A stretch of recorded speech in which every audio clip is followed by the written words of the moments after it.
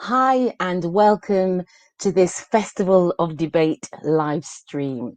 I'm Desiree Reynolds. I'll be your host for this evening. All of Festival Debates events are free, so if you'd like to donate to us so we continue to keep these conversations, very important conversations going, then please check out the PayPal. So the level of inequities that have been laid bare by COVID-19 have been what we in many anti-racist organizations have been committed to fighting for a very, very long time. The hostile environment, the decimation of important services, including the NHS, the failures of an education system that doesn't center the child, the anti-immigration sentiment that has been fostered by successive governments, fostered and encouraged by successive governments, Grenfell, Windrush. I'll mention again the hostile environment. These are hot houses of conditions. These are several hot houses of conditions in which dissent, anger, and protests are grown. So this evening's conversation is about systemic racism. It's about Black Lives Matter, and it's also about COVID-19. So there's quite a lot going on here. So I'm going to first talk to Abdullah Okud. Hi, Abdullah, are you there? Hi. Hi. So Abdullah is one of the organizers of the Black Lives Matter movement and event in Sheffield that took place on Saturday. So thanks for being here, Abdullah. Can you let us know what you felt, how it went? Yeah, firstly, thank you very much for inviting us. I think, obviously, we're seeing over 5,000 people coming out on Saturday. Everyone was angered, really. Everyone was angry. Emotions were quite high. And I think the death and murder of George Floyd, it triggered people for a long time coming of, the frustrations, the oppression, and literally just the inequalities that we face in Sheffield, especially in the last 10 years of this austerity government as well. Like a lot has happened. And yeah, so it was lovely to see everyone from different cultures, faith, non-faith groups, different age groups as well, so many generations. And it was good to see like friends as well from school and so on. But yes, honestly, it was an absolutely amazing atmosphere. People were dancing, singing. And I heard people singing "Where Is the Love," so that was amazing to see. But yeah, it was a beautiful scene. So I wanted to know, just quickly, how quickly could you galvanize? How from start to finish? How long did it take you to get it all together? To be honest, people thought we had just over a week, but really we had approximately around 5 days. And literally the first few days was about trying to get people together and see who wants to organize. This time was a bit different from last time when we organized in 2016, because obviously there was concerns with the COVID-19, but also this time it was only organized by young people, and with everyone's demands of the youngsters, like it was a lot taken, but also because some of the youngsters didn't have the experience. So it was a lot of the time it was supporting youngsters to speak to the press, to speak to organizations, and put out statements, and speak to organizations to provide face masks, and people to provide essentials. So it was really amazing. But because everyone had the passion and everyone wants change, and it was so good to see the youngsters leading the way. And yeah. So do you believe that the Black Lives Matter movement is now gaining enough momentum to drive that change that you're talking about?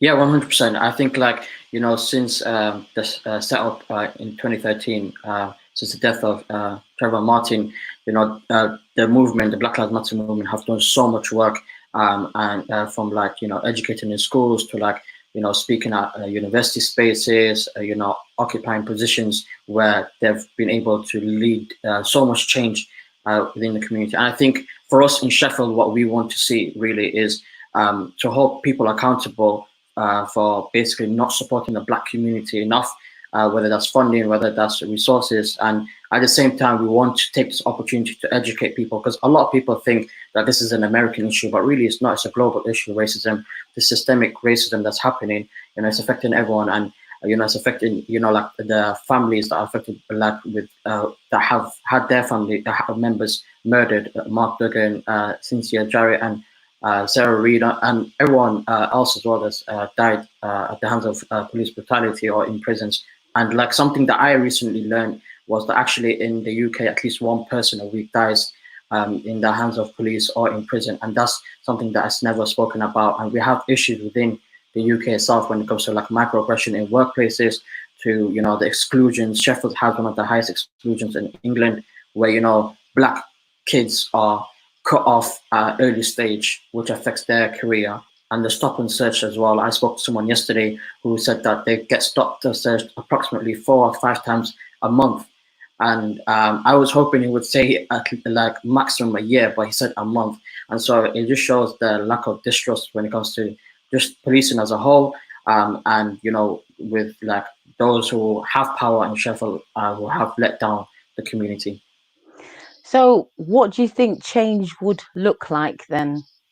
Change would look like looking into the education system, because it has failed many of us, and myself and many people that I know who have gone through the school, education system have been let down, lack seeing representations. Like I know when I was in school, I hardly used to see any, very few to be honest, people like me, being teachers. And I think we need those role models. And I think just the last 10 years of this austerity government, we've seen the cuts, how it's affected community centres, and even like Bengrave Library is an example, which was at the heart of the area, and it had such an impact, and that being moved to another site, but at the same time being the services being cut, it's a huge problem for our communities. And I think what needs to happen now, for instance, is not having these performative stunts that we're seeing in Sheffield. Rather,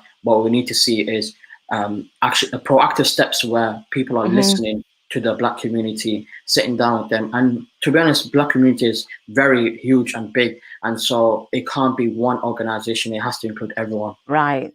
Absolutely agree with you.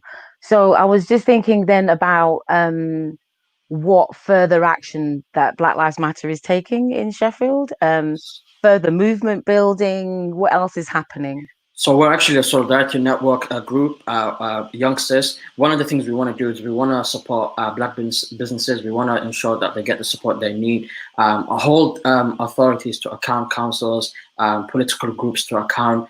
But at the same time, we want to challenge schools' curriculum. We want to challenge universities in terms of pushing for campaigns like decolonizing the curriculum. And we want to ensure there's more representation when it comes to leadership roles within Sheffield, and who has a say in that, because many people within Sheffield, especially the youngsters and within the Black community, don't get a say in this.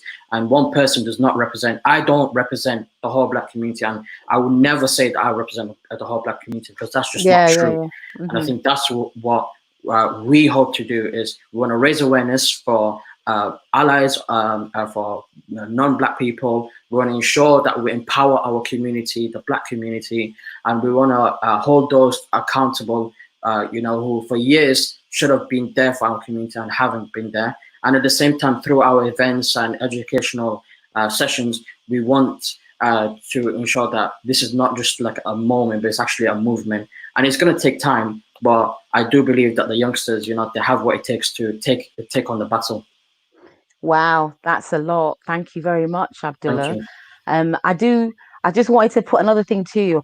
I'm going to try and be really quick, but the idea also that perhaps Black Lives Matter would do more intergenerational work.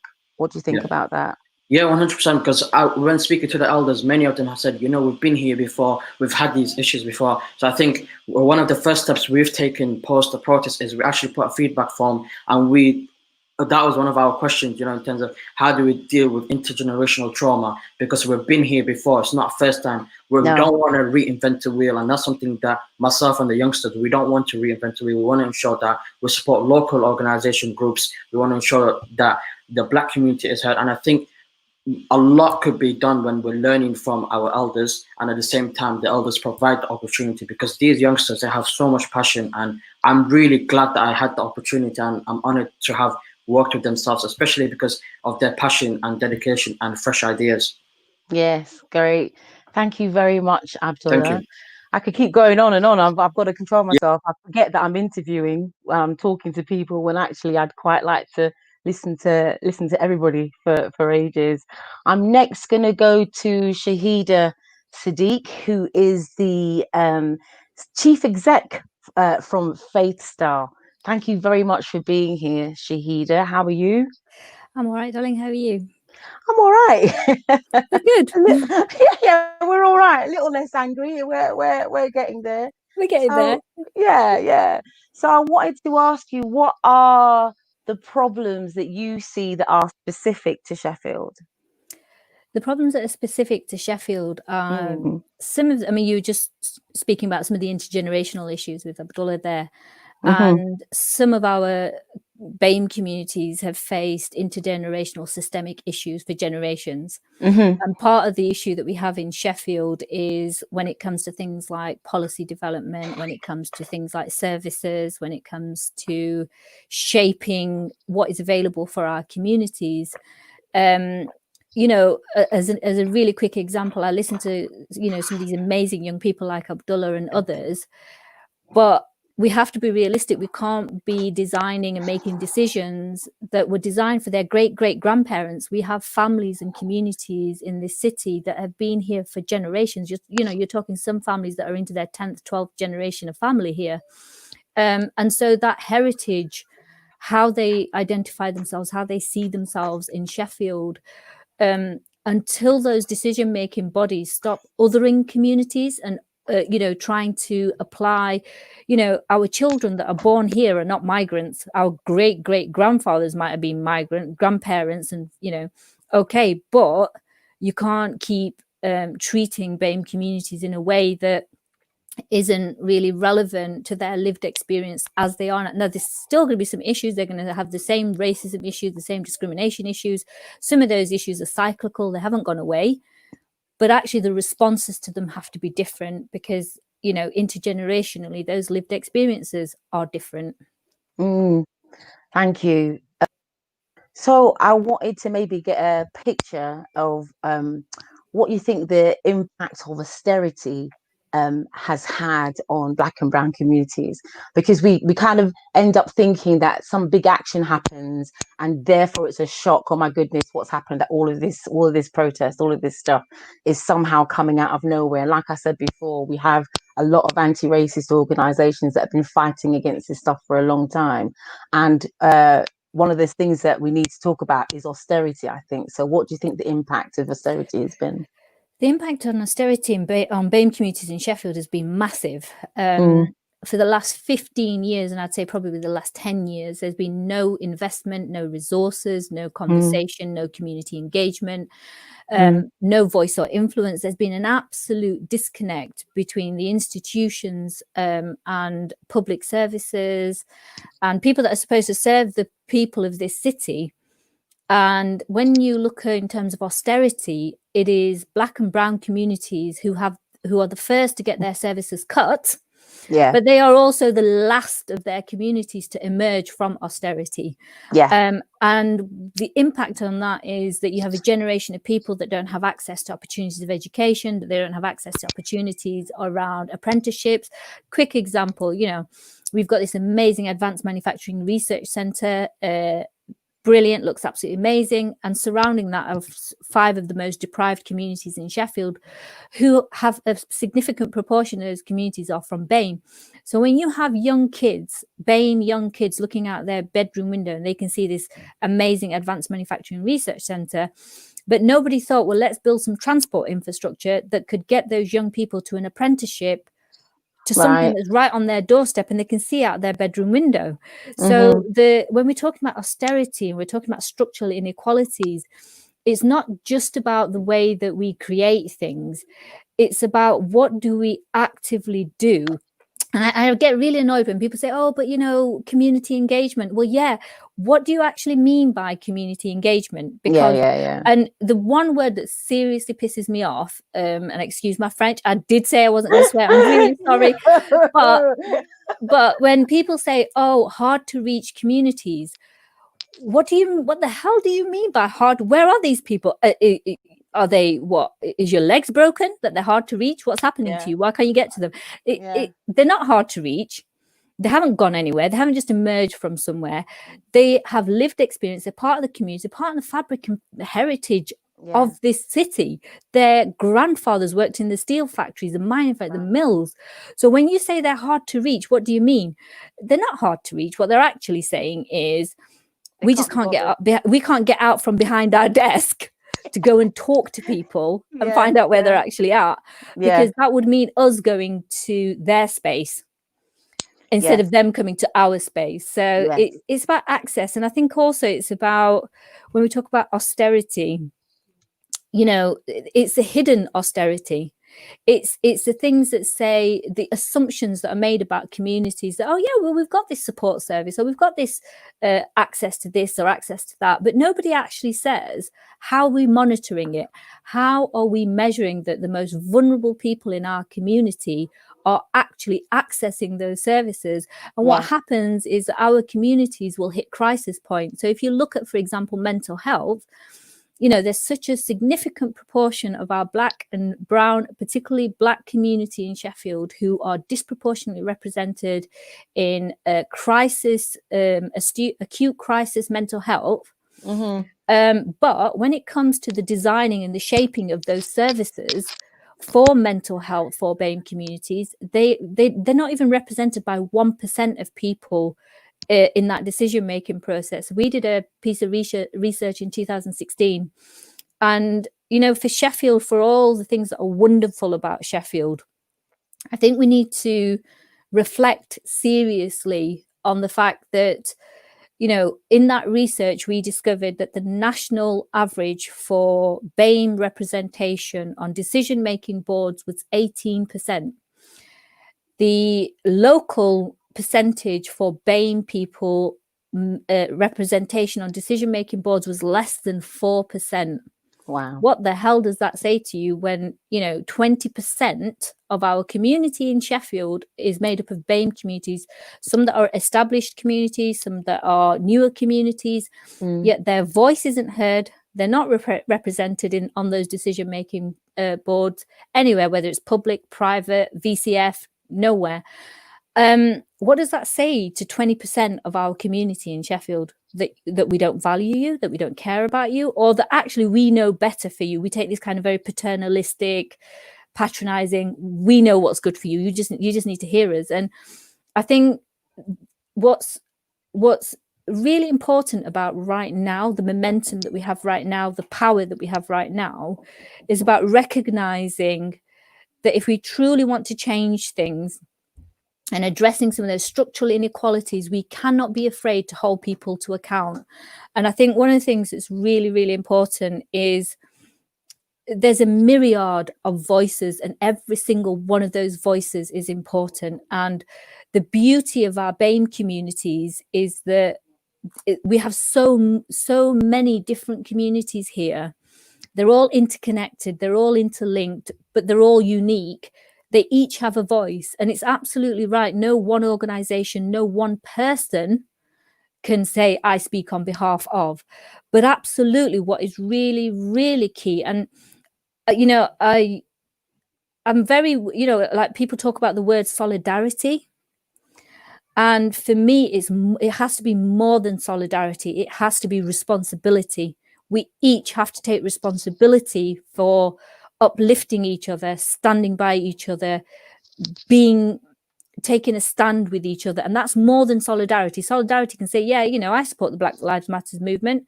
fantastic. There, I've shown my solidarity, but what am I going to do in action? What am I going to demonstrate to the young people of this city, that I'm not just going to say words, but what am I actually doing to show you that I'm making that change, that whatever changes that you're working towards, I'm supporting you. What can I practically, operationally, mentally, physically do to help that change emerge as well? Wow, Shahida. I want to ask you about COVID-19 as well, but I don't want to cut you off in mid Like, flow. ask me. But just to kind of talk about we've had several, obviously with the pandemic, things have been exposed, but there's been exposed to a wider community. We know about those things already because we've been working in this field for a long time, but COVID-19 has done something else. It's taken stuff to a next level. And I wondered if you could, I know it's not right, but quickly kind of say what you think COVID-19 has shown us. COVID-19 has shown us a massive disconnect between communities and institutions in this city. As an example, we've been at the forefront of, my organization has spent 10 years being rooted in communities, all BAME communities. And it was horrifying to me that when the COVID-19 pandemic started, there are some amazing BAME organizations, groups across this city that came together, whether it was Burngreave, Netherhead, Sharrow, Pittsmore, Gleaders Valley, you name it, people came together to support their communities at a grassroots. And what astounded me was the institutions in this city were like, and I'm getting phone calls and people are going, Shahida, have you got a list of BAME organizations? And I'm like, oh, have you got the number for, I need to speak to this community, that community. Do you know how I can get in touch with so-and-so? And I'm sitting there going, hold on a minute. You have been funded for years to support these communities. You have, where is the community engagement network? Where are your contacts in the community? And I was horrified that in the year 2020, I had institutions from across the spectrum ringing me going, have you got a list of BAME organizations? Really? Seriously? It's 2020. You shouldn't, in this day and age, we should not be asking who is in our city. What we should have been saying is, we know who's in our city. What do we do to support them, to support their communities? So for me, austerity, COVID-19 has put a really harsh spotlight on the fact that the disconnect between our communities and institution is so huge that we are almost starting from ground zero, rebuilding those relationships, rebuilding those links, and starting the conversation again. Yeah, which is entirely and completely necessary. Thank you very much, Shahida. I could keep listening to you all the time, but I won't go on and on. Thank you very much. But okay, so you didn't swear that much. I'm good with that. I'm good with that word. Somebody who's not going to swear at all, however, is Muna Abdi. Hi, Muna. How are you? Hi, sis. I'm well. How are you? I'm good now. Thank you very much. So Muna is an education and equity consultant. Is that right, Muna? Have I got that right? Yeah, that's right. Okay, great. Thank you very much for joining us. I thought I'd start off by asking you why has the murder at the hands of the state had to happen to start to produce change? Well, I don't know if it has produced change. That's the first thing. And I think what we're seeing at the moment is nothing new. It's just the fact that these racist incidences are being filmed. And I think because of lockdown and because of COVID-19 and more people being able to visibly see that it's far more traumatic and more impactful. I do think that people are becoming more vocal. I also think that the fact that the research around COVID-19 and BAME communities being disproportionately affected has just heightened the fact that we're looking at institutional racism. Whereas in the past, when those incidences would happen and they would be filmed, people would put it down to, okay, this is just police brutality. But I think now people are starting to piece it all together and say, we really need to look at the systemic nature of what we're witnessing right now. It's not just the death of a single individual, or it's not just the death of a single gender or a demographic. there is something inherently racist that we need to address here. And I think those difficult conversations that we've been waiting for are starting to happen. The reason why I say I'm not sure if change has happened yet is because we need to see those conversations continue. At the moment, we're seeing a lot of display of white guilt. We're seeing a lot of apologies. We're seeing a lot of shame. And we're seeing people that really do want to do activist work, but it's a knee-jerk reaction because that fundamental education that's required in order to do this work well isn't taking place. And until we see that, and until we see consistency, we won't really know if this is meaningful change that we're seeing in front of us. It's been a lot of performative stuff, hasn't it? And I don't know about you, but I'm a little bit knackered with all the people that's coming to you to say, can you explain this to me, when we've been shouting about it for ages? And how many people want you to talk to them, to teach them, to help them, all for no money, but to to kind of get you to kind of speak up for them. And I think it's definitely something that we can, you know, see for ourselves whether the change will be sustainable. So I can't not mention how Mr. Coulson ended up in the water. I got messages from my mom going, yay. So people have understood for that Coulson statue had been contested in Bristol for a really long time. And personally, I don't think it was ever gonna go. For them to be contesting it for that long and then contesting the wording on the plank and then whatever, to and fro, I don't think it was gonna go. What did you think about what happened? Well, to be honest with you, it's still contested, because even after it was pulled down, there were a lot of people in official positions that were saying it shouldn't have happened. So whether or not that was a unanimous decision is something that we can clearly see is not the case. What I do think it is that it's a really symbolic gesture that people are demonstrating by saying, we're not going to take it anymore. And this is not just about the systems, but it's about living in a country that is idealizing people that have caused this destruction, and then at the same time saying this isn't something that we stand for and this isn't part of our philosophy and value system.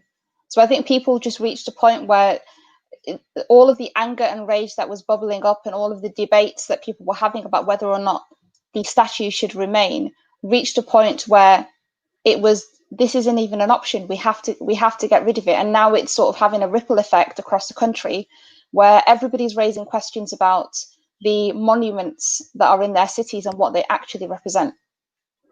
Yeah, I put up something about Churchill and was the most trolled I think I've ever been.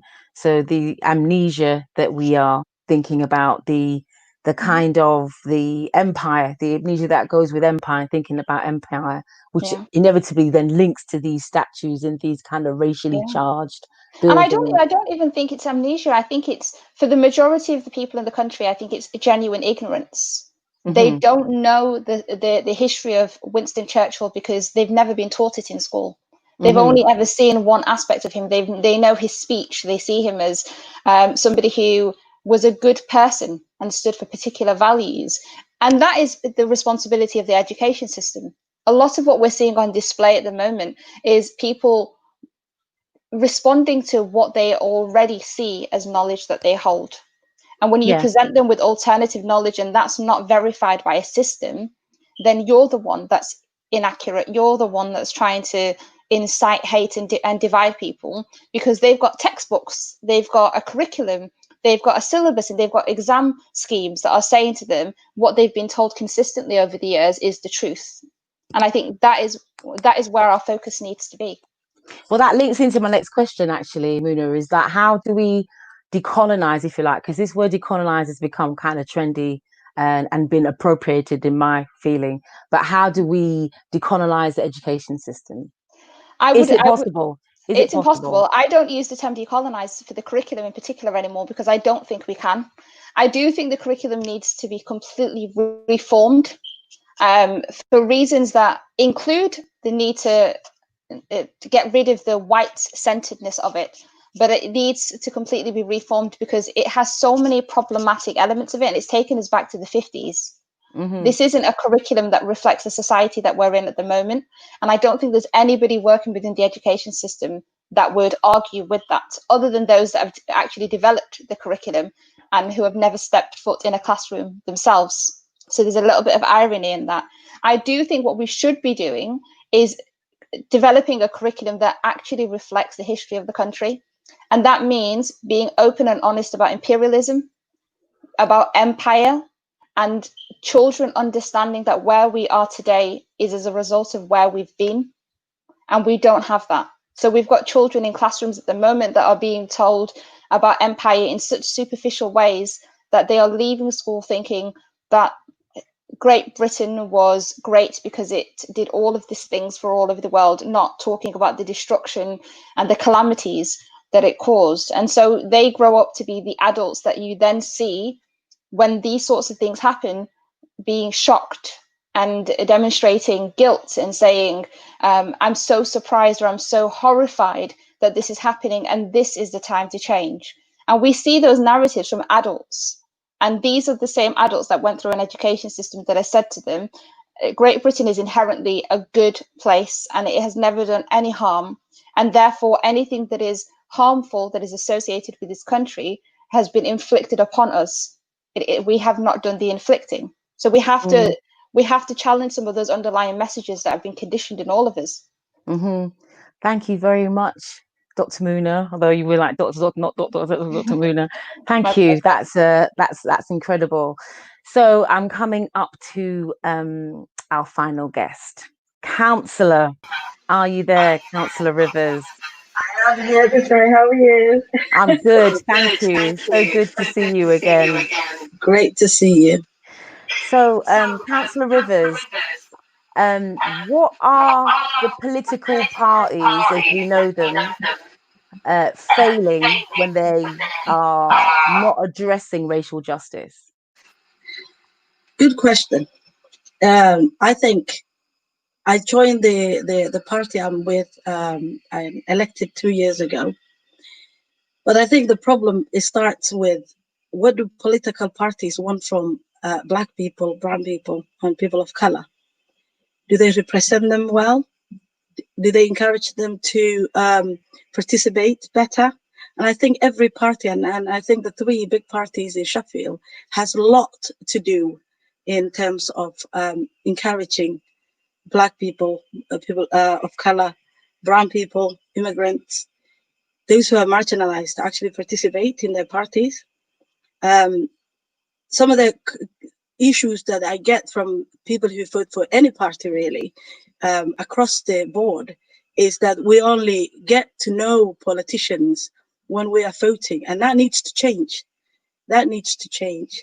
And I think starting with the party I'm with, starting with other parties as well, we need to work together to address some of the issues as well. So yes, you have your party beliefs, but ultimately your politics is what affects people. So you need to address that issue within your parties. So I wondered, because I don't know, so this is a real education for me. What is it that you think Sheffield Council is doing to address systemic racism in Sheffield? I'm going to try and go a little bit the other side of that question, if that's okay.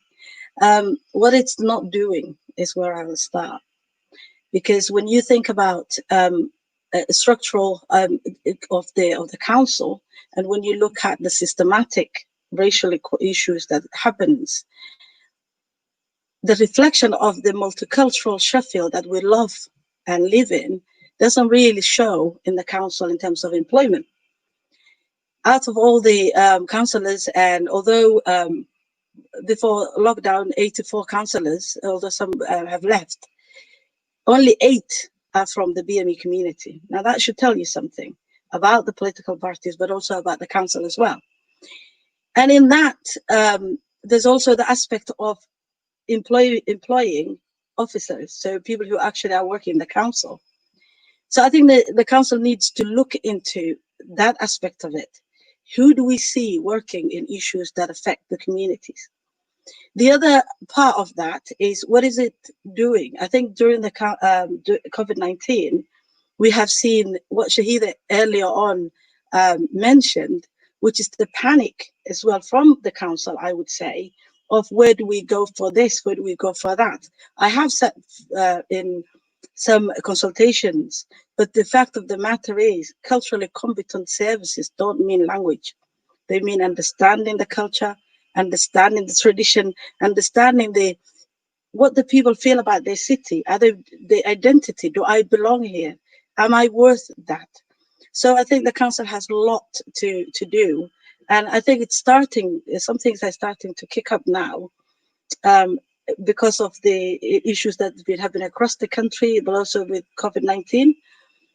The other thing is there are politicians and then there are civil service. So the council is run by officers and elected members. What I have seen personally in these 2 years that I've been a councillor is quite shocking to me, because I've lived in community activism. I'm a social anthropologist. I'm an academic. I have been working in all kind of different sectors in strategic development and all kind of experiences. But what really shocks me is there's a tick box when it comes to racial equality training for members of the council who have been elected, and also officers as well. That needs to look into. And I have asked if we could look at that. It's taken a bit of time at the moment, as like anything else.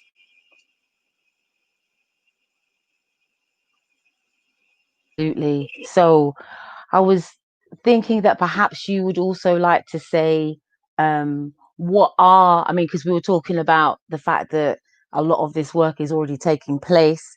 If you could maybe perhaps mention some of the organizations that are already doing this work, just so that we can give them a little shout out if they need more support from people, if there are any, and also individuals also, because, it doesn't necessarily mean that everybody is funded and can do this kind of work. Sometimes it's people doing homes, supporting people from their kitchen. So if there's any other organizations that you think you could want to mention that's actually doing that work now? I honestly think Sheffield has amazing, great leaders from the community, BME community. And when Shahida mentioned earlier, 10 to 15 years ago, the resources that have been pulled out from these grassroots community services is affecting housing issues, is affecting all these other issues that COVID-19, the curtain has been faded, because we can now see what all these issues that we have not been doing as a city is showing us. And those organizations, Faith Star is one of them, but there are grassroots youth organizations that are doing amazing with great leaders as well. And you've been talking to Abdullah earlier on. I'm doing a PhD research next year with Unity Jim, who's been amazing. But there are others as well. There's an organization in Ellesmere. But the problem is all the resources that have been pulled out, we have also lost those who were doing the jobs. And when it comes to employing back those, they moved on. So I think sustainability of those organizations, individuals who are active, and can we please think of the fact that every decision that's made in the council in terms of policies, when we're doing the equality assessment, we need to put racial equality there. We need to vote. How is this affecting people who don't know how the system of the council works? Consultation also is another thing that needs to be looked at. And these organizations could consult and help and support the council to actually address these issues. And so we need to put resources back into those communities and organizations. Thank you. You guys are amazing. Thank you so much for all being here. And now we've opened up for questions. And we have a question for Shahida. What organization does Shahida work with? I think I mentioned that Shahida's organization is called Faith Star. Perhaps you can say a little bit about that, Shahida? Yeah, so Faith Star is a social entrepreneurship. We set operationally set it up in January 2014, but it was 3 years in the development before that. Faith Star does charitable, financial, governance on one side, specifically for faith-based organizations, and on the other side we specialize in human rights, inclusion and equity. So I'm very privileged to run an organization that is a learning organization. We're rooted in a whole range of well, basically, you know, when you work for someone else and you kind of think, when I'm boss, I want to do it differently. I then had to put my money where my mouth was and actually do things differently. And for us, we're mental health positive, we're carer friendly, a whole range of things. But at the heart of what runs through Faith Star is an ethos called Step Up and Look Back. And for us, that means that whenever we do a 360-degree view, and anybody else who can benefit from a piece of skill, a knowledge, a contact that we have, we actively seek out and do that. So for us, Faith Star is very much about serving the community. Okay, thank you. So I'm just looking, there's quite a few questions here. So I've got a question here about the monolithic idea of the BAME term. It's quite contesting, isn't it? I can see Muna scratching her head because we probably had this discussion for quite a while, really. So can we have a little sum up from you, Muna, about what you think about the BAME term, POC term, and what do you think we can do to kind of make these things more understandable? In fact, you could all answer that, really. But we'll start with Muna. I think I'd separate the two. First of all, I think there's a historical reasoning for people of color that was used in the States about activism and bringing people together for a common cause. I think the BAME term that we use in the UK is just nonsensical. It has no basis whatsoever, and it was developed for a particular reason, and that was just to group anybody that wasn't identified by the government as being white in one particular category. So it's everybody that's essentially not racialized as white is BAME. It doesn't take into account the complexities of our communities. It doesn't take into account the different ethnic differences. And I think we can see even the last few weeks when we were talking about Black Lives Matters and the incidences in the United States, there were a number of people that were grouping those incidences as being BAME issues, and they're not BAME issues. There's a difference between racism and anti-Blackness. And terminology like BAME and people of color don't allow us to have those types of conversations that we need to have.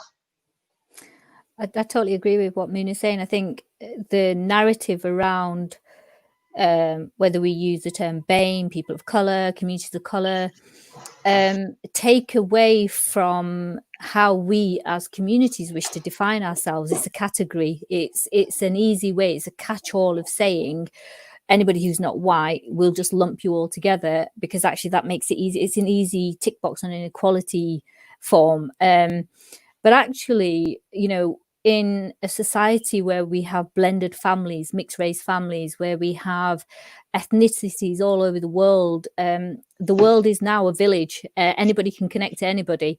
So actually, the way in which families are made up now is not so easily able to be just put into little tick boxes anymore. And I think that's a good thing. I think the complexities of communities is what makes communities beautiful. And I think that's what we should be celebrating. But I think also what we should be finding is an empowerment in the narrative that empowers communities to define themselves. And I'm not talking about identity politics, but actually one of the ways in which we can support communities is to listen to them and say, you tell me in your words, how should I address you? How should I support you? How should I be with you? Because solidarity isn't just about standing next to someone. It's about changing the narrative and actually listening, truly listening to how they define themselves. Very good point. Abdullah?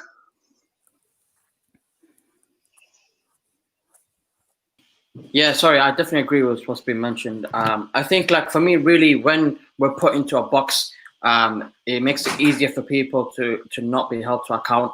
And the experiences of, you know, Black people within themselves is completely different. that's something that has to be, you know, recognized. So I think, like, I'm never going to say to people we should call ourselves AAMG or BAME or whatever names there are. So I think for me, it's just like, it's a difficult one, but I think definitely I wouldn't like to be labeled under BAME. And I know sometimes I'm guilty myself of using it, but I think it's something that we should all avoid using. I get definitely what Shahida mentioned, but I think generally speaking, we can't put everyone in the same box when it comes to our experience, because my lived experience is completely different from, I'm from Eritrea, so my lived experience is completely different from another Eritrean. I think it's definitely worthwhile not using things like BAME or whatever other thing. I mean, personally, I use more people of color, but I think that's still problematic within itself. Yeah, that is still a little bit contested, isn't it?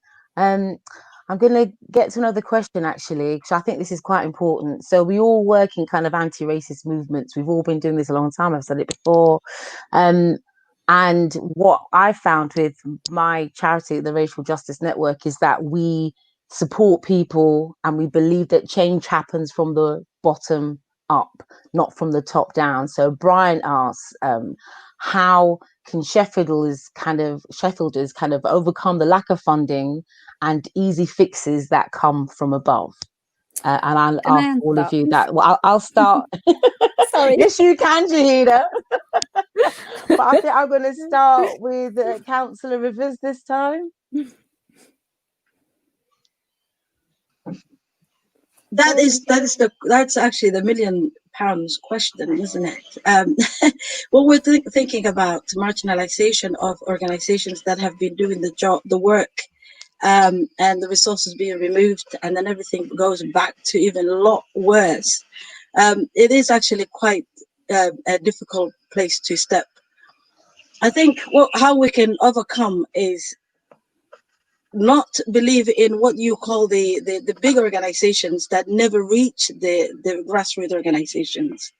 I think the local authority, Sheffield and other, when I say other, I mean other sectors, including universities, need to look into who and what is missing out. People are left out of funding.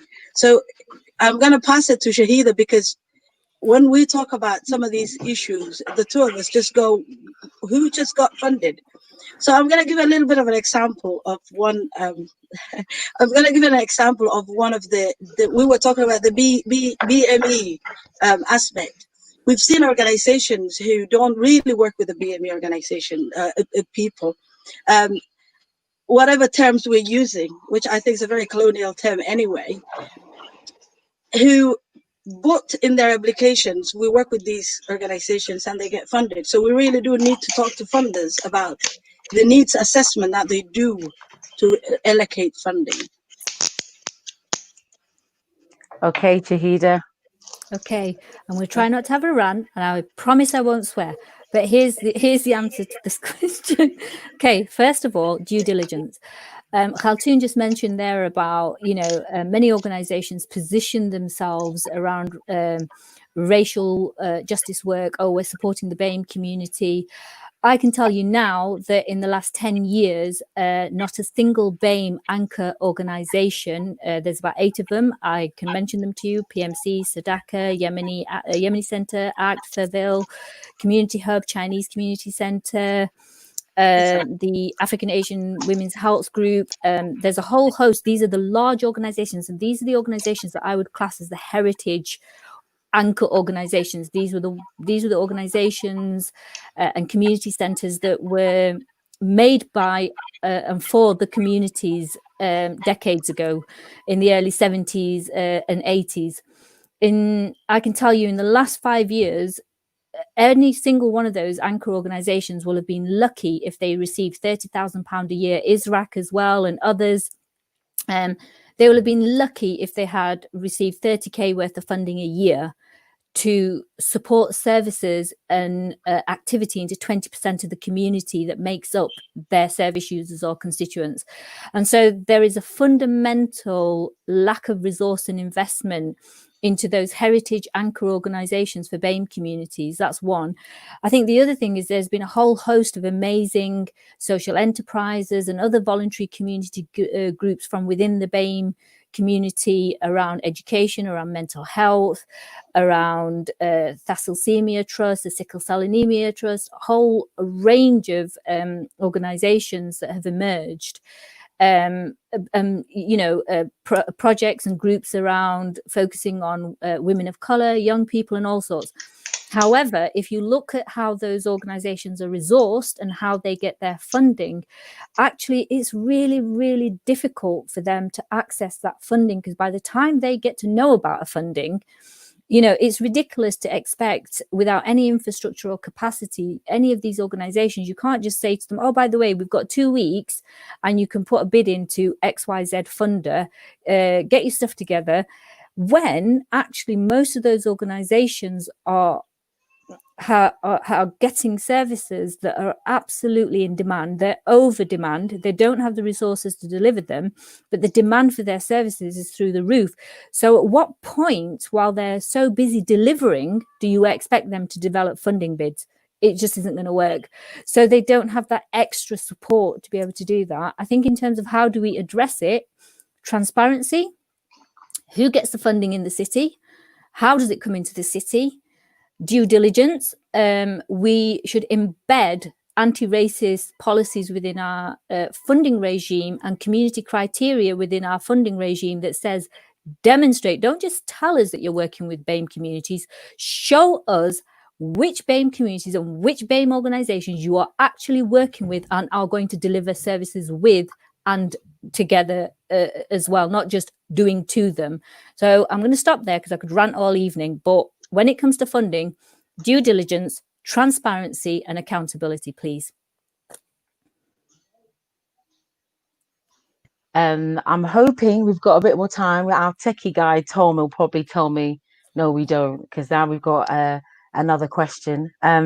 So Fran asked about, in a way, she's asking about representation. So basically, how important is it that, say, at school, that they are black and brown head teachers, black and brown teaching, doctors, that kind of thing? So how important is representation? I mean, for me, I think we talked about, I think Abdullah mentioned as well, the idea that one person represent a whole is problematic. But how important do you think representation is? I'll start with Abdullah. Am I muted? Not muted. All right. So I think really just to keep it brief because of the time we have, I think it's really, really important. And thanks for asking that question, Fran, because literally, like, the issues here is when I went to school is I didn't see many role models when I'm looking up to the teachers, and I felt I couldn't relate to them as much. And like, I'm not the only one. There's so many people, youngsters that I've been speaking to since the protest, that have been telling me about their experience. And I think, like, if we see more of our people being in roles, then we can defeat the misconception from the media or anything else that says, that we're uneducated or that we're not people that are successful. And I think that really, really supports. And I know some schools, from my friends that have been that have had those role models, they ended up doing really well in their school and they enjoyed it and actually came back as teachers because they wanted to ensure that there's that representation. I think is more bigger than representation also, because I know from school sometimes the people that are teaching us, they don't understand you, or sometimes even from university experience, I know people would say to me when I ask a question, what do you mean? What are you trying to say? And I think that is a big issue for me, because we're left to feel like we're in the wrong. And it makes us feel that this is not our space, and it's made for us. It's made so that we're not provided that space, and I think that's where we have to challenge it. And I think with this protest that just happened now, it has raised a lot of questions, and it's given an opportunity for us to hold people to account. Muna, would you like to add to that?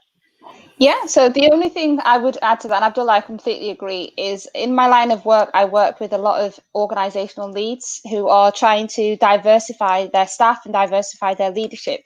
And the one comment I always get is, we've put a call out in our application forms and in our expressions of interest, and we've stated that we want more diversity, but people are just not applying. I think that really is testament to not only our recruitment practices, but also the fact that we're not addressing the root cause, which is the fact that there is an issue with BAME leadership across the pipeline. So in Sheffield, for example, we only have one black head teacher. And I'm not saying BAME, I'm saying black. We only have one in the entire city. So in terms of representation, that's already ridiculous. But if we look across the city more deeply at the teachers that we have more undergraduate students that are BAME, that are applying for PGCs than ever before. But we also have more that are dropping out because they're experiencing racism on their placements. We have many who are saying that the PGC programs and the initial teacher training programs do not provide enough cultural context for them to be able to teach in any of the schools in the city. And it doesn't reflect them, so there's an issue there. We don't have enough teachers that are going to work in our schools because they've been so put off by the programs that they're in. And we have many black and brown teachers in our schools that are leaving the profession every single year because they either don't see it as a place where they can progress, or they are experiencing racism within their schools because they're in the minority. And there are a number of issues around how schools treat their staff who are BAME. And that's a whole other conversation. But I think we need to be looking at the pipeline and not just trying to get black and brown faces right at the top, because there are systemic reasons why there are so few of us that are able to apply for those positions. Thank you. I actually think we're close to time because I'm looking at Tom like tapping away. Thank you so much for joining me. I'm going to say to Tom, is there any that I've still there's oh, we're finished. Look, it's just told me we're finished. Thank you so much. Thank you, everyone. Thank you, Desiree.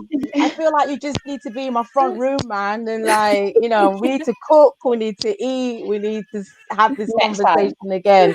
Definitely. Thank you so much. Thank you. Thank you so much for the opportunity. Brilliant. Thank you. Take care, You've been everyone. listening. Take care, Shahida. Take care, all of you. Thank you very much. Take care. Bye. Thank you. Bye. Bye.